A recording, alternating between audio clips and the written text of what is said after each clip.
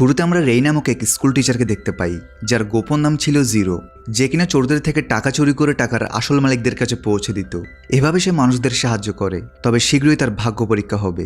এরপর আমরা একটা গ্যাংকে দেখতে পাই, যারা জিরোর বন্ধুদের আটকে রেখেছে, কেননা তারা সেই গ্যাংটির কাছ থেকে তাদেরই চুরি করা টাকা চুরি করার চেষ্টা করছে। জিরো সেখানে পৌঁছায়, তবে তারা জিরোকেও মেরে ফেলতে যাচ্ছিল। ঠিক এমন সময় সেখানে একজন মহিলা আসে আর বলে, আমাদের চেয়ারম্যান তোমাদের সাথে দেখা করতে চাই। হুইল চেয়ারে একজন বৃদ্ধকে দেখা যায়, যে কিনা জাপানের সবচেয়ে পাওয়ারফুল ব্যক্তি এবং জিজিয়ান গ্রুপের মালিক। সে জিরো ও তার বন্ধুদের একটা বিশেষ খেলায় অংশ নেওয়ার অফার দেয়। এই খেলায় জিতে গেলে সে এমনকি তার পরবর্তী প্রজন্ম রাজার মতো জীবন কাটাতে পারবে। টাকার লোভে তারা সকলে রাজি তো হয়ে যায়, কিন্তু তারা জানতো না যে কত ভয়ঙ্কর খেলায় তারা অংশ নিতে যাচ্ছে। এরপরে তাদেরকে একটা অ্যামিউজমেন্ট পার্কে নিয়ে আসা হয়, যেখানে চেয়ারম্যানের অ্যাসিস্ট্যান্ট বলে, এই খেলায় যে জিতবে সে হবে জিজিয়ান গ্রুপের নতুন চেয়ারম্যান এবং পাবে 100 বিলিয়ন ইয়েন, যেটা বাংলা টাকায় দাঁড়ায় 8,062 কোটি টাকা। সো তাদের সামনে থেকে পর্দা সরানো হয় আর পুরো প্রাইজ মানি তাদের সামনে রাখা হয়। এত টাকা দেখে সবাই পাগল হয়ে যায়, কিন্তু জিরোর মনে হতে থাকে নিশ্চয়ই কোথাও একটা গন্ডগোল আছে। তবে কিছু চিন্তা করার আগেই প্রথম গেম শুরু হয়ে যায়। তাদের সামনে থেকে একটা পর্দা খুলে, যেখানে তারা 6টি খাঁচা দেখতে পায়, যাদের প্রত্যেকটির উপর একটি করে ডাইসের নাম্বার সংযুক্ত ছিল।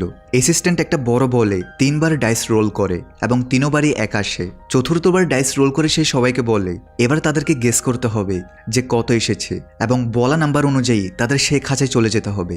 যাদের অনুমান ভুল হবে তাদের উপর একটা বিশাল আয়রন বল পড়বে, আর যদি কেউ তাদের আনসার অন্য কারোর সাথে শেয়ার করে তাহলে সে ডিসকোয়ালিফাই হয়ে যাবে। এবার তাদের 30 মিনিট সময় দেওয়া হয়। জিরোর মাথায় আসে এরা এই গেমটি এই জন্যই রেখেছে যেন তারা তাদের কোম্পানির জন্য যোগ্য চেয়ারম্যান পায়। গেমটি দেখতে তো অনেক সিম্পল, এখানে শুধু গেস করতে হবে, কিন্তু এই কোম্পানিটিকে শুধু অনুমানের ভিত্তিতে নিজেদের চেয়ারম্যান নিবে, কিছু তো একটা গন্ডগোল আছে। জিরো নানাভাবে অনেক কিছু চিন্তা করতে থাকে। এক পর্যায়ে সে উপলব্ধি করে, আমাদের সঠিক আনসার অনুমান করার চাইতে কিভাবে এই খেলায় বেঁচে থাকা যায় সেটা দেখতে হবে। অ্যাসিস্ট্যান্ট একটা র্যাবিটের পুতুলকে আয়রন বল দিয়ে পিষে বলেছিল, ভুল গেস করলে প্লেয়ারদেরকেও এমনভাবে পিষে ফেলা হবে। এটা শুনে সবাই ভয় পেয়ে গিয়েছিল, তাই তাদের লক্ষ্য এই খেলায় জেতা নয় বরং বেঁচে থাকা। সে আরও দেখে, যদি সে খাঁচার ভেতর একেবারে কোনার দিকে গিয়ে বসে পড়ে তাহলে আনসার সঠিক হোক বা না হোক, আয়রন বল থেকে সে বেঁচে যেতে পারবে। এই সব কিছু সে মনে মনে ভাবছিল। সেখানে উপস্থিত আরও একজন ছিল, যে একজন ম্যাথ এক্সপার্ট। তার নাম ছিল সেকি। সে বলে 80% সম্ভাবনা আছে যে আমরা মারা যাব। অন্যদিকে গ্যাংস্টার সাকুরা বলে, স্ক্রিনে দেখানো ভিডিওতে প্রত্যেকবারই ডাইস রোল করলে এক আসছিল, যেটা তার একটু সন্দেহজনক লাগছে। সবাইকে এভাবে কনফিউজ হতে দেখে অ্যাসিস্ট্যান্ট একটা হিন্ট দিয়ে বলে, যদি খাঁচায় যাওয়ার পরে তাদের আনসার ভুল প্রমাণিত হয়, তবুও যদি তারা বেঁচে থাকে তাহলে তারা পরবর্তী রাউন্ডে যেতে পারবে। এমন সময় হঠাৎ তাদের মধ্যে থেকে একজন স্টুডেন্ট, যার নাম শিরুক, সে 1 নম্বর খাঁচার ভেতরে ঢুকে পড়ে এবং তাকে দেখে অনেকেই সেই খাঁচায় ঢুকে। কিন্তু এমন সময় জিরো বুঝতে পারে স্ক্রিনে দেখানো ভিডিওটি লাইভ নয় বরং রেকর্ডেড ভিডিও ছিল, তাই নাম্বার 1 কোনোভাবেই সঠিক আনসার নয়। তার কথা শুনে সকলে খাঁচা থেকে বের হয়ে আসে। জিরো এখনো চিন্তা করতে থাকে, এদিকে সময়ও চলে যেতে থাকে। জিরো লক্ষ্য করে শিরুক এখনো 1 নম্বর খাঁচাতেই বসেছিল। শিরুক জিরোকে বলে, এই খেলাটা জেতা তো মাটিতে পড়ে থাকা টাকা ওঠানোর মতো সহজ। অন্যদিকে সেকির মাথায় খুব ভালো একটা বুদ্ধি আসে, যেটা সে তার পার্টনারের সঙ্গে শেয়ার করে। সেকির আইডিয়া ছিল যে এই খেলায় যেন কেউই জীবিত না বাঁচে, এতে করে কোনো কম্পিটিশন থাকবে না এবং তারাও সহজেই জিতে যাবে। সেকি জিরোর বন্ধুকে বোকা বানিয়ে তাকে 3 নম্বর খাঁচায় নিয়ে যায়, যেটা দেখে অন্যান্য প্লেয়াররা 3 নম্বর খাঁচার দিকে এগোয়। কিন্তু সেকি বলে, ও আমাদের টাকা চুরি করেছিল, তাই ওকে মরতে হবে। এই কথা শুনে সকলে ভয়ে দূরে সরে যায়। হাতে মাত্র 1 মিনিট বাকি এবং সকলেই 5 নম্বর খাঁচায় জড়ো হতে থাকে। সাকুরা 4 নম্বর খাঁচায় ঢুকে পড়ে এবং জিরো তার বন্ধুকে বাঁচানোর জন্য তার খাঁচা থেকে 3 নম্বর খাঁচায় লাফ দিয়ে এসে পড়ে। জিরো তার বন্ধুকে বলে, যতটা সম্ভব খাঁচার দেয়ালের সাথে লেগে বসে পড়ো।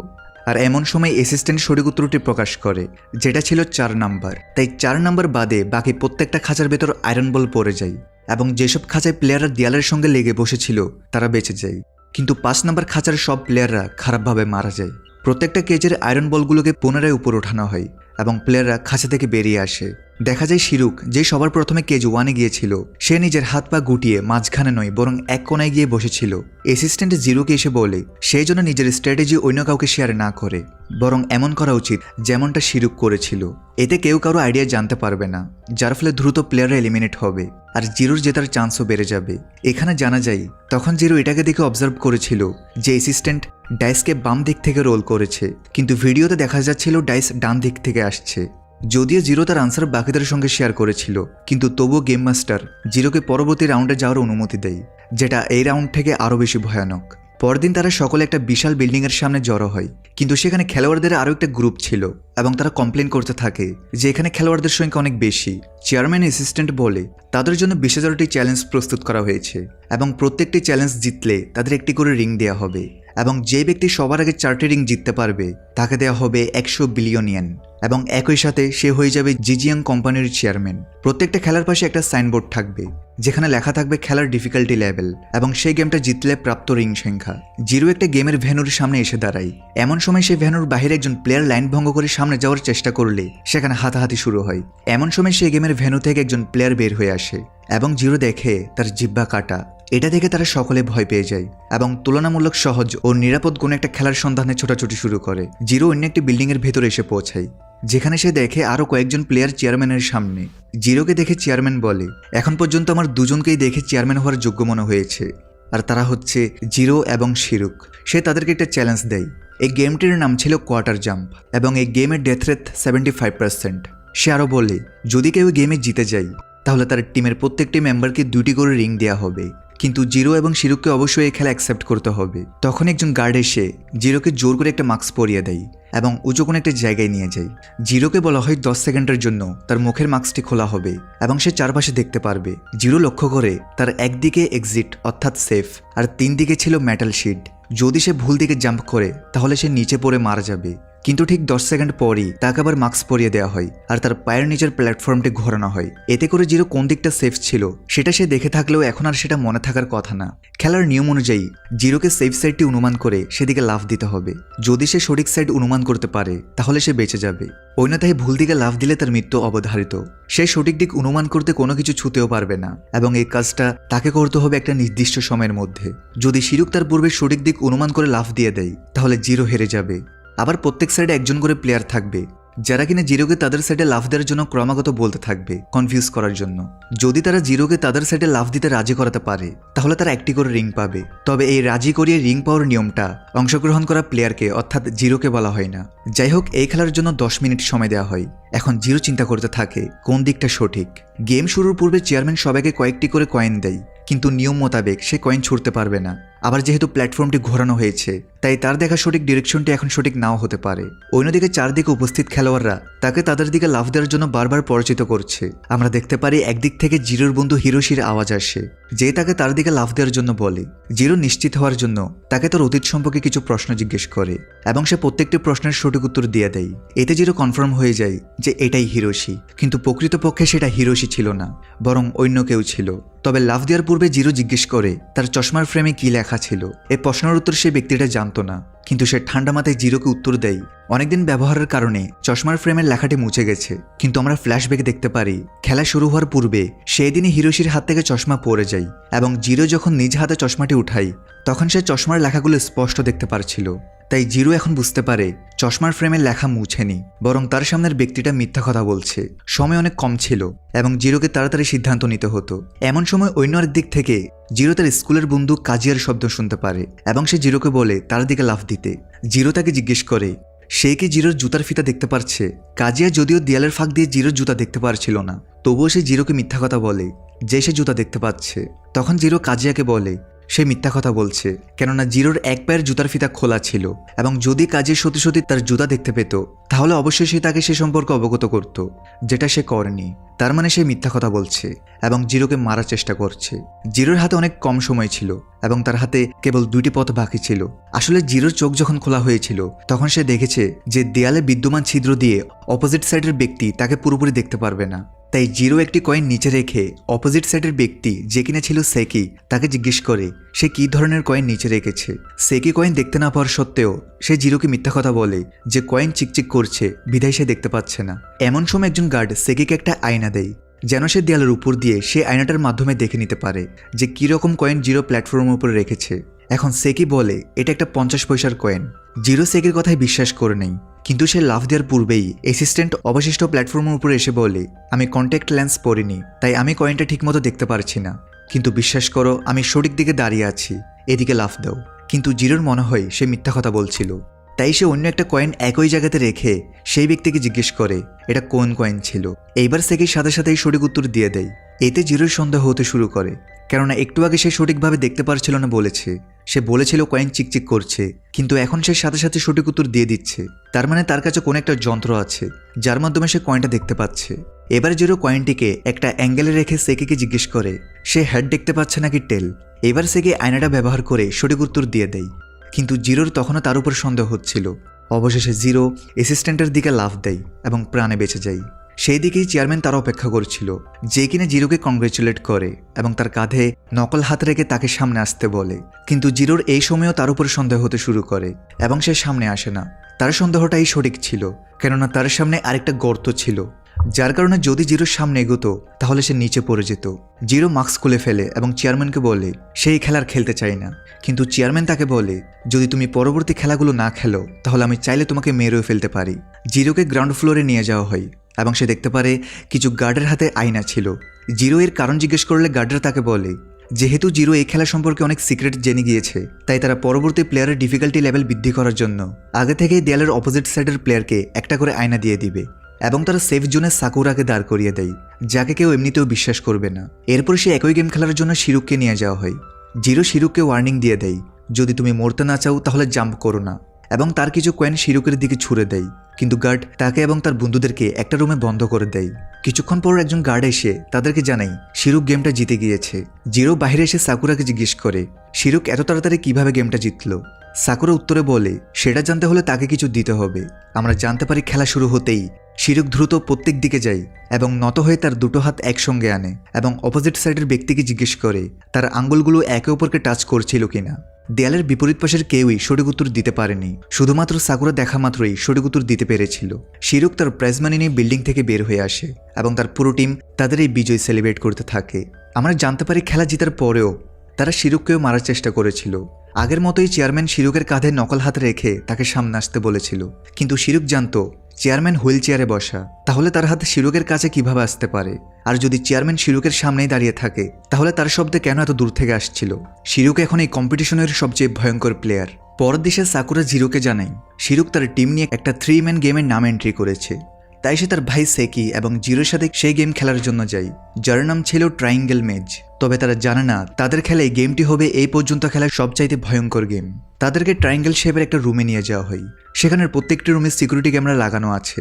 সেই রুমের ভেতর আরও একটি রুম ছিল, যেখানে জিরো একটা স্ট্যান্ডের উপর 3টি ডাইস দেখে প্রত্যেক প্লেয়ারকে একটি করে ডাইস রোল করতে হবে। যার এক আসবে সে প্রথমে শুরু করবে। দুর্ভাগ্যবশত জিরোর এক আসে, যার ফলে তার থেকে প্রথমে এই খেলাটা খেলতে হবে, আর মরলেও প্রথমে মরতে হবে। গার্ডরা জিরোকে সেই রুমের কোনায় একটা পিলারের সাথে দাঁড় করিয়ে তার 2 হাত পিলারের পেছনে দিয়ে হ্যান্ডকাপ পরিয়ে দেয়। মাইকের সাহায্যে অ্যানাউন্স করা হয় প্রত্যেকটি রুমে 3 জন করে প্লেয়ার আছে এবং তাদের সকলকে একটা প্রশ্নের উত্তর খুঁজতে হবে তাদেরকে দেওয়া ট্যাবলেটের মাধ্যমে।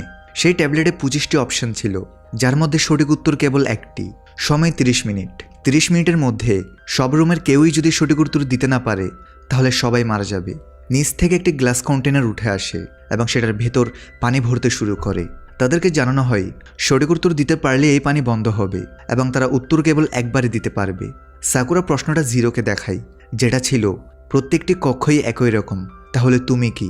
সাকুরা জিরোকে ট্যাবলেটে বিদ্যমান 25টি উত্তর দেখাতে চাই, কিন্তু সেকি তাকে বলে 25 মিনিট হওয়ার আগে সে জিরোকে কোনো উত্তর দেখাবে না, কেননা 25 মিনিটে জিরো প্রায় পুরোপুরি পানিতে ডুবে মারা যাবে।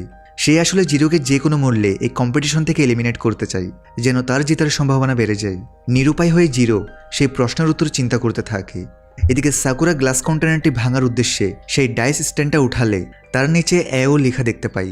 জিরো তাদের দুজনকে বলে পুরো রুমের বাকি কোণাগুলোতেও এরকম কোনো চিহ্ন দেখতে পাই কিনা সেটা চেক করতে, কিন্তু বাকি কোণাগুলোতে এমন কোনো চিহ্ন ছিল না।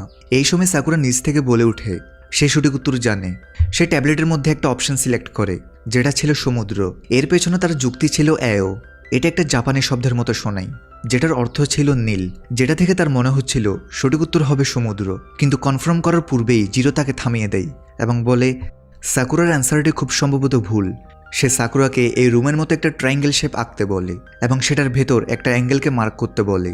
এবং সেটা করার পরে সে বুঝতে পারে এও আসলে অ্যাকিউট অ্যাঙ্গেলের সিম্বল। জিরো বুঝতে পারে তাদেরকে রুমের ডাইমেনশন মাপতে হবে, তাই সে সাকুরা এবং সেকির সাহায্যে রুমের ডাইমেনশন মাপতে শুরু করে। শীঘ্রই তারা বুঝতে পারে তারা মূলত একটা আইসোসেলেস ট্রায়াঙ্গেলের আকৃতির রুমের ভেতরে আছে, যেটাকে দুটি ভাগে ভাগ করা হয়েছে। ডাইমেনশনের ভিত্তিতে সে অনুমান করে অপোজিট কর্নারের অ্যাঙ্গেল 36 ডিগ্রি, কিন্তু 36 ডিগ্রি দিয়ে তারা কি করবে তা কেউ জানে না। জিরো ভাবতে থাকে সাধারণত কোনো জায়গায় ট্রায়াঙ্গেল শেপে রুম করা হয় না, যদি এই রুমগুলো আলাদা কোনো শেপে বানানো হয় তাহলে স্পষ্টভাবে সেটাই সঠিক উত্তর হবে। যাই হোক, প্রশ্ন ছিল প্রত্যেক রুম সেম, তাহলে তুমি কি? তাদের কাছে সময় মাত্র 10 মিনিট বাকি ছিল। অন্যান্য রুমেও এ পর্যন্ত কেউই সঠিক উত্তর বের করতে পারেনি, যার কারণে এখন শুধুমাত্র জিরো এবং শিরুকি বাকি ছিল। অবশেষে তারা আস্তে আস্তে সঠিক উত্তরের দিকে এগোতে থাকে। জিরো বলে, সবকিছু দেখে তো ট্রায়াঙ্গেল মনে হচ্ছে, যদি ট্রায়াঙ্গেল না হয় তাহলে ট্রায়াঙ্গেলের সাথে সম্পৃক্ত কোনো একটা অবজেক্ট সঠিক উত্তর হবে। সেকি অবশেষে বলে যে অপশনের মধ্যে সান, উইন্ডমিল, স্টার, ডায়মন্ড ইত্যাদি আছে। তারা বুঝে ফেলে প্রতিটা রুমের মাপ অবশ্যই একই হবে, তাহলে 360 ডিগ্রিকে 36 ডিগ্রি দিয়ে ভাগ করলে পাওয়া যায় 10। সুতরাং এখানে টোটাল 10টা রুম আছে। তাদের আকার যাই হোক না কেন, উপর থেকে প্রত্যেকটা রুমকে একসাথে করলে যেই আকার হবে সেটাই হবে সঠিক উত্তর। জিরো তার ক্যালকুলেশনের মাধ্যমে বুঝতে সক্ষম হয় তারা একটা ড্যাগাগনের মধ্যে রয়েছে, তবে ড্যাগাগন অপশানে নেই। জিরো বলে, তাহলে প্রত্যেকটা কক্ষকে কম্বাইন করা হলে একটা স্টার শেপ আসবে। সেকি তাড়াতাড়ি করে ট্যাবলেটটি উঠিয়ে সেখানে স্টার সিলেক্ট করে, কিন্তু একবারে শেষ মুহূর্তে জিরোর মাথায় আসে তার উত্তরটা খুব সম্ভবত সঠিক হয়নি। সে আবার প্রত্যেকটা অপশান দেখে এবং বলে সঠিক উত্তর স্টার নয়, বরং উইন্ডমিল। কেননা স্টার শেপের রুমগুলোর যে লেআউট থাকে সেগুলো একে অপরের মুখোমুখি হয় না, কিন্তু উইন্ডমিলের ক্ষেত্রে সেটা হয়। যদি তাদের এই উত্তরটা ভুল হয় তাহলে তাদের এক এক করে সকলেই পানিতে ডুবে মরতে হবে। তারা উইন্ডমিল সঠিক আনসার সিলেক্ট করে কনফার্ম করে। কিছুক্ষণ পর তারা নোটিফিকেশন পায়, ইয়েস, তাদের আনসার সঠিক হয়েছে, যার মানে ছিল তারা এই গেমটাও সাকসেসফুলি কমপ্লিট করে ফেলেছে। গ্লাস কম্পার্টমেন্টটা খুলে যায় এবং সব পানি বেরিয়ে যায়। জিরোর হাত কারাও খুলে যায়, কিন্তু এতক্ষণ পানির মধ্যে থাকার কারণে সে এখন অজ্ঞান হয়ে পড়ে। জিরোর ডেডিকেশন দেখে সেকি সত্যিই মুগ্ধ হয় এবং তাকে সাহায্য করে। জিরোর জ্ঞান ফেরার সাথে সাথে অ্যাসিস্ট্যান্ট রুমে প্রবেশ করে এবং তাদের এই গেম জেতার জন্য রিওয়ার্ড দেয়। তারা সকলে বাহিরে আসে এবং জিরো জানতে পারে সে শুধুমাত্র খেলাটা শেষ করেনি, বরং সকলের জীবন রক্ষা করেছে। তারা সকলে জিরোকে নিয়ে সেলিব্রেট করতে থাকে, কিন্তু এখনও আরও 4টি ভয়ঙ্কর খেলা বাকি ছিল এবং সেই 4টি খেলা শেষ করলেই আমরা জানতে পারবো সবচাইতে ডেডলি প্লেয়ার আসলে কে। এবং এখানেই শেষ হয় এই সিরিজের প্রথম পার্ট। তোমাদের যদি এই পার্টটি ভালো লাগে এবং দ্বিতীয় পার্ট দেখতে চাও তাহলে লাইক অ্যান্ড সাবস্ক্রাইব করে কমেন্টে পার্ট 2 লিখে দাও। দেখা হচ্ছে পরের ভিডিওতে। সবাই ভালো থাকো, সুস্থ থাকো।